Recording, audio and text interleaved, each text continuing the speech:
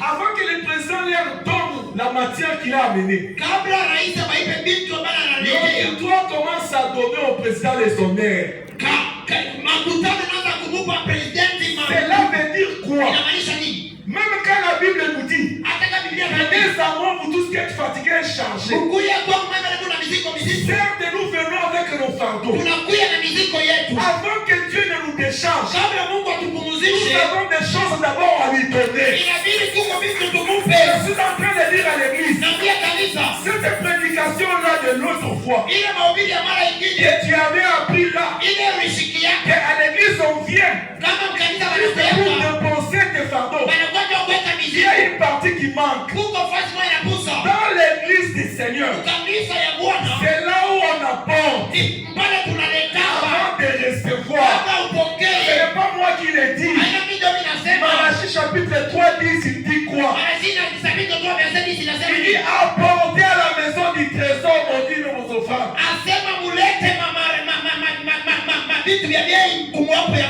Ici, l'apôtre venait de faire appel à l'offrande d'adoration. Suivez-moi, attendez. Avant que la sœur puisse, ou le frère qui a posé son offrande puisse déposer là-bas. En franchissant cette porte, il avait son offrande avec lui. C'est-à-dire en quittant sa maison, il a porté son offrande d'adoration. En portant son offrande, il avait ses fardeaux, ses problèmes dans son cœur. En entrant dans l'église, parce qu'il doit célébrer les cultes, il doit commencer d'abord par donner à Dieu ce qu'il a amené. Avant que Dieu lui donne ce qu'il lui a prévu. En temps de restauration, il est vrai que le dimanche, on a prophétisé sur nous une grande église. Nous ne serons pas une grande église. Nous ne deviendrons pas une grande église si dans nos cœurs, nous n'avons pas la préoccupation de l'enfant de 12 ans. Si nous quittons nos maisons, nous venons ici tout juste pour chercher la guérison, l'argent, le mariage, le voyage, ainsi de suite. C'est ça l'église d'aujourd'hui. L'église est assise sur cette médiocrité. Pendant que j'étais en train de méditer avant de venir, la voix du Seigneur me dit de vous dire quelque chose. En temps de restauration, vous l'aurez écouté. Ne faisez pas de jetons. Un mandon. Yes. Ou un mambigoudi. C'est-à-dire, quand j'ai un problème, comme on sait que tu as la grâce prophétique, tu peux voir même ce qui est caché. Comme on sait que tu as la puissance, les gens vont commencer à te chercher juste pour des problèmes. Ce n'est pas ce qu'Elohim veut. Elohim veut que cette église soit fondée sur la préoccupation de l'enfant de 12 ans. Amen. Dieu n'est pas un magicien. Le Dieu de la Bible n'est pas un magicien. L'église de ce temps a transformé Elohim à un magicien.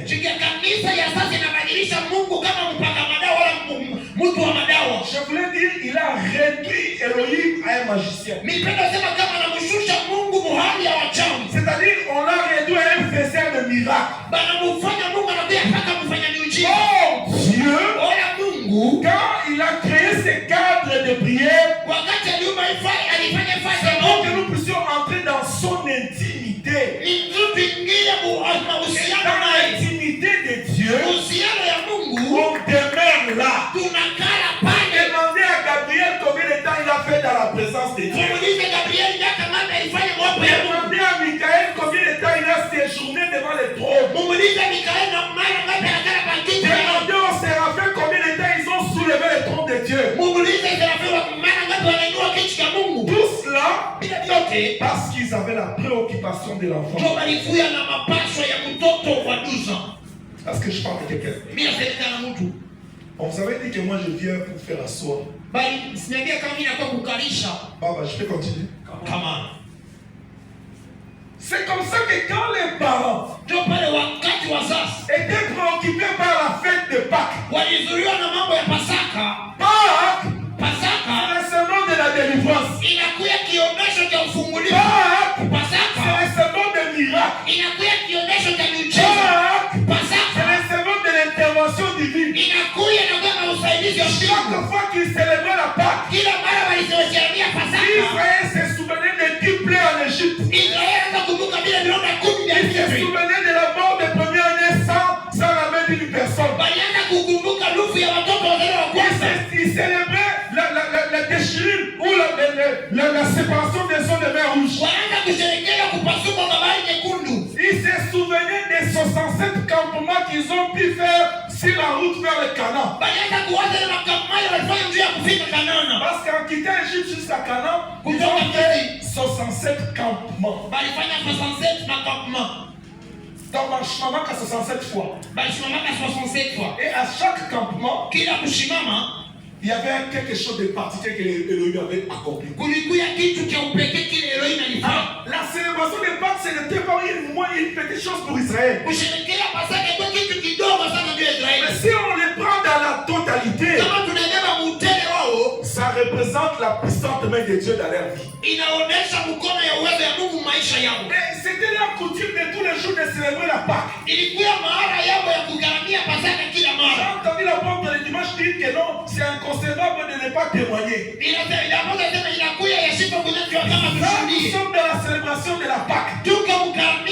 Parce qu'à la croix, il a crié tout est accompli. Quand la Bible dit voici les miracles qui accompagneront ceux qui auront cru à mon nom. Nous sommes dans la célébration de la Pâque. Quand l'apôtre prophétise sur toi, nous sommes dans la célébration de la Pâque. Parce qu'il a dit dans sa parole, il est avantageux pour vous que je m'en aille. Celui qui parle, c'est l'agneau. Or, l'agneau, c'est celui qui a été immolé à la croix. Il a dit, celui qui croit en moi fera les œuvres que moi je fais. Il a dit encore de plus grandes. Nous sommes dans la célébration de la Pâque.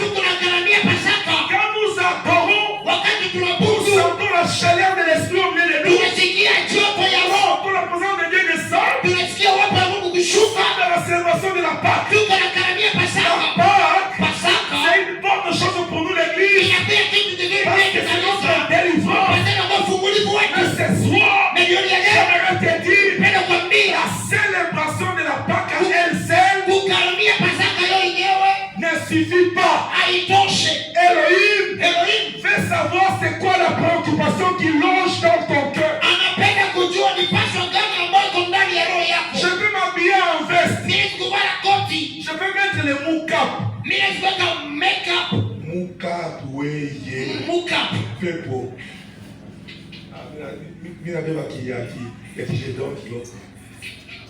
Moukap. Ah, c'est pas bien aussi. Make-up. Je peux mettre le moukap. Je m'habille très chic. Cela n'a rien à voir avec Elohim. Quand Elohim regarde l'église, il est en train de chercher de pouvoir de situer la préoccupation de l'enfant de 12 ans se trouve à quel niveau. Vous savez une chose? Les églises sont remplies ces derniers temps. Les gens viennent à l'église.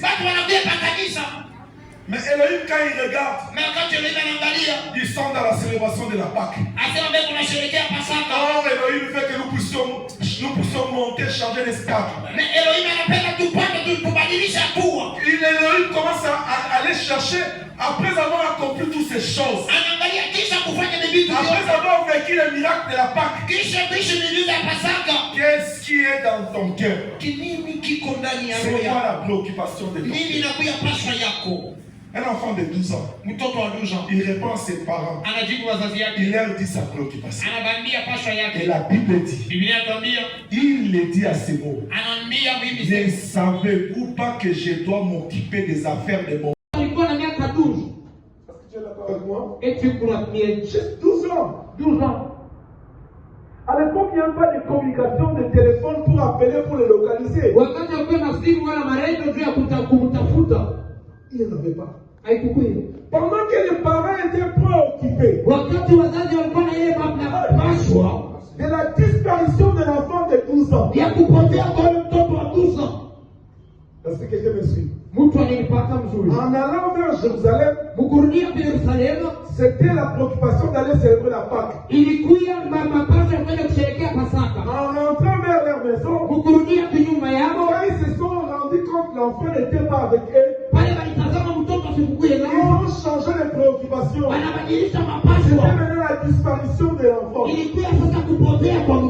Mais pendant que l'enfant entend, il était stable dans sa préoccupation. Je suis en train de dire à quelqu'un ce soir, le Seigneur Jésus-Christ, en allant au temple, en se retrouvant au temple, il avait une seule préoccupation. Mais ses parents, en allant au temple, la préoccupation c'était de célébrer la Pâque. En rentrant vers leur maison, ils se sont rendus compte que l'enfant n'était pas là. La préoccupation a changé de couleur. C'était maintenant l'enfant. C'est pourquoi ce qui nous intéresse, c'est la préoccupation de notre modèle. La préoccupation de notre Seigneur Jésus-Christ. Une préoccupation qui ne change pas. Une préoccupation qui est stable. Une préoccupation qui se répète, qui est le même, qui est la même. Au verset 49, il répondit à ses parents ceci. Pourquoi m'avez-vous cherché? Lui répondit Jésus. Ne saviez-vous pas que je dois s'occuper des affaires de mon Père? C'est-à-dire quand le Seigneur montait au temple, cette préoccupation bouillonnait en lui. Quand il était assis au temple, c'est la même préoccupation qui bouillonnait en lui. Tout au long de sa vie, c'est la même préoccupation qui bouillonnait en lui.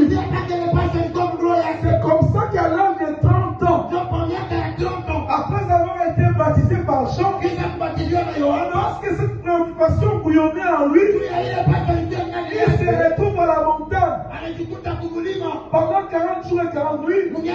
Il gênant parce qu'il avait une préoccupation. Au sortir de la montagne, il a commencé l'œuvre. J'aime sa réponse. Il dit, ne savez-vous pas que je dois m'occuper des affaires? Je me suis posé la question, pourquoi il dit pas l'affaire de mon père? Pourquoi il parle des affaires? Seulement pour les choses que tu vas utiliser, ça va se perdre, qui ne vont pas t'accompagner devant le trône de Dieu. Par contre, il y a une seule préoccupation.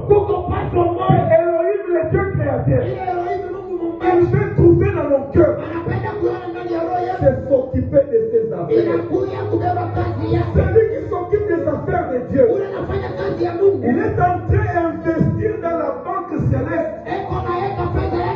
Ses œuvres, investir lui-même pour les accompagner. Je suis en train de parler d'un homme du nom d'Abel. Abel, il est au bout d'un certain temps, il a résolu d'offrir à Dieu des sacrifices. Vous connaissez très bien l'histoire. Et vous savez que son frère Caïn avait levé la main sur lui, il l'a tué. Dans sa mort, dans les séjours de mort, parce que ses œuvres l'ont accompagné, Dieu a quitté son trône. Il est venu venger Abel. Il dit à Caïn, où est ton frère? J'ai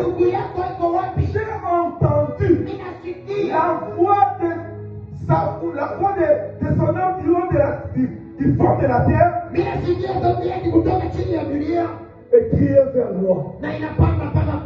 Pourquoi le Seigneur pouvait entendre la voix de Caïn et d'Abel? Parce qu'Abel, il était préoccupé à offrir la Dieu de sacrifice. Abel, quand il a monté son autel, il n'a pas monté l'autel pour que Dieu puisse me parler de la mort. Il n'a pas monté l'autel pour que Dieu lui donne le mariage. Il n'a pas monté l'autel pour que Dieu lui donne les savoirs. Il n'a pas monté l'autel pour que Dieu lui donne un travail. Il n'a pas monté l'autel pour que Dieu lui donne des voyages. Il a monté l'autel des sacrifices pour que le peuple salut qui a tous les corps. Parce que dans son cœur, il était préoccupé aux affaires de Dieu. Aujourd'hui, l'église, réveillons-nous. Nous sommes plus dans les sacrifices pour nos problèmes. Nous sommes en train de sacrifier à Dieu nos fils. De bâtir nos hôtels pour nos problèmes. Oh, gloire à Elohim. Je parle d'Élie. Il est arrivé à un moment donné. Élie le Tishbite. Je l'appelais ainsi. Cet homme de Tishbite, il a vu qu'il y avait la confusion qu'Akab et Jézabel avaient semée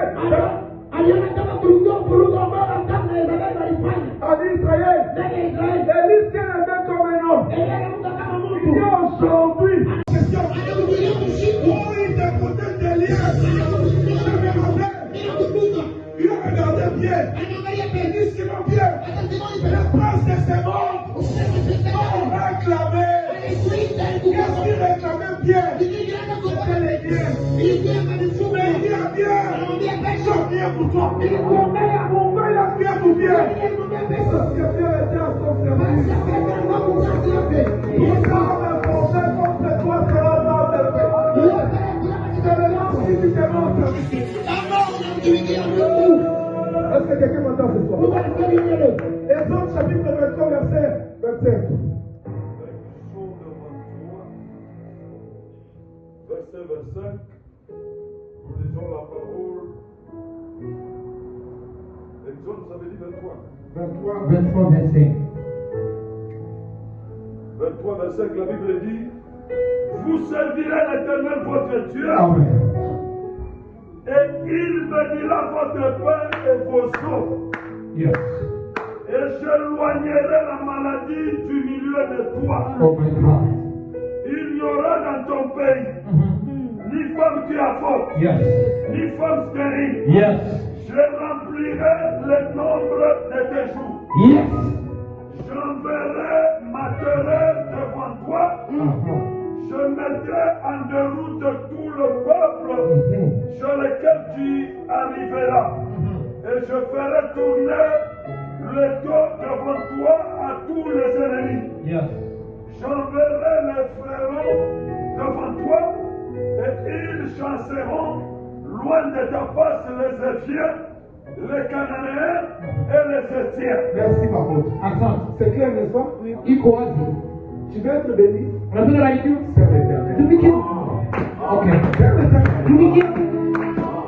Tu veux être en bonne santé? Unapenda kwa mwanamke mzuri? C'est l'éternel. Iko mwepesi, tumikia Mungu. On t'amène dans notre dimension de l'alliance. Unaenda kwa mtu wake Les hapa. choses sont faciles. Ile vitu viko vya C'est l'éternel. tumikia tu Mungu. On lui disait que quand tu étais devant ici, Wakati ulikuwa kumbe, j'étais en train de t'admirer. ilikuwa nakupendeza. L'esprit m'a amené depuis que je t'ai connu. Uone nilikuwa lakini nilikuwa Depuis que moi je t'ai connu, depuis nilikujua. tu fais des criers. Upana na nani? Mais je me suis posé la question. Vile jiina. Dans quel genre de poumon toi? Uko na mapumo ya nje. Et j'ai prié Dieu. Iliomba Mungu. De la même, quand j'étais là, j'ai prié pour toi. De la même manière qu'il avait donné à Daniel l'esprit supérieur. Vile alikupa Danieli roho ya uwezo. Le don de qualité de poumon supérieur. Il est parce qu'il est à loin de toi. Yes. Jamais vu un homme qui vibre comme toi. Je ne suis pas capable de le faire. Moi, je vis avec l'esprit doux. Yes. Ça, c'est toi. Ile ni wewe. Il dit, je vais éloigner la maladie. Atamite tambali Il magonjwa. dit, pour nous servons Dieu. Kama tunatumikia Mungu. Ce soir, je chasse la maladie dans ta vie. Yule anakuja Je chasse la maladie dans ta maison. Je chasse la maladie dans ta famille. J'appelle l'esprit de sacerdoce. J'appelle l'esprit de famille. mapato ya Mungu. Les gens ils disent, Seigneur, qu'est-ce que vous nous faites pour faire les œuvres de Dieu? Bana watu sababu tunafanya tutafanya nini ndio kufanya makazi ya Mungu? Mais la réponse du Seigneur, Jibu ya Bwana il a dit ceci. anamwambia L'œuvre de Dieu, asema kazi ya vous Mungu croyez en Dieu et à celui qui l'a envoyé. ni kuaminia kwa Mungu na mwenyewe Les anatuma. affaires dont parle Jésus, Mabiashara ya bali Yesu ce ne anasema sont pas les œuvres de Dieu, haina makazi ya Mungu. mais c'est l'œuvre de Dieu. Inakuwa kazi ya Mungu. Et je demandais à l'Esprit, Bila ndizo roho. comment est-ce que l'œuvre doit devenir les affaires? Bila nini kazi ya Mungu inaitwa biashara? En principe, les œuvres devaient s'accommoder aux affaires. Inabidi makazi inaenda kula mabiashara. Parce que c'est au pluriel. Kwa sababu kwa wingi Le Seigneur va corriger la foule. Bwana ataleta Il taifa. dit la préoccupation qu'Elohim a besoin. Asema ile tunapata Bwana Ce n'est kwa pas la préoccupation des œuvres. haina juu ya makazi. Parce que les œuvres, Kwa sababu makazi c'est le domaine privé de Dieu. inakuya mambo ya Mungu Il yenyewe. appartient à Dieu Ni ya Mungu yenyewe. d'accomplir les œuvres, ces œuvres dans notre vie. Ya kufanya makazi yake kwa Il maisha yetu. appartient à l'homme Na ni kwa mtu d'accomplir l'œuvre de Dieu. ya kufanya kazi ya Mungu. Voilà pourquoi dans l'œuvre de Dieu, Ndio kama ni mkazi ya Mungu. c'est comme un corps. Inakuya kama Et mwili. dans ce corps, Na mwili chacun est un membre. kila mtu anakuya kipande. Chacun est un membre. Kama vile Un rôle. tunataka Et dans ce rôle-là, na mwili tendo c'est ce qui compose les affaires. ndio inafanya mapashwa kama Merci beaucoup. Apôtre. Les affaires, mapashwa c'est comme un gouvernement. inakuya kama C'est gouvernement pas le gouvernement. kama wanasema Et dans le gouvernement, là, il y a plusieurs ministères. na kule gouvernement kuna On maministère a les ministères kile maministère qui composent le gouvernement. ile inafanya gouvernement L'œuvre de Dieu kazi ya est Mungu composée des affaires. inaendeleza na Les makazi affaires makazi sont les activités, inakuya sont matendo les travaux, inakuya makazi sont les tâches, inakuya makupiana les membres du corps qui est l'Église. ile vipande vya kanisa Et les fidèles qui composent la montagne de restauration. wale watoto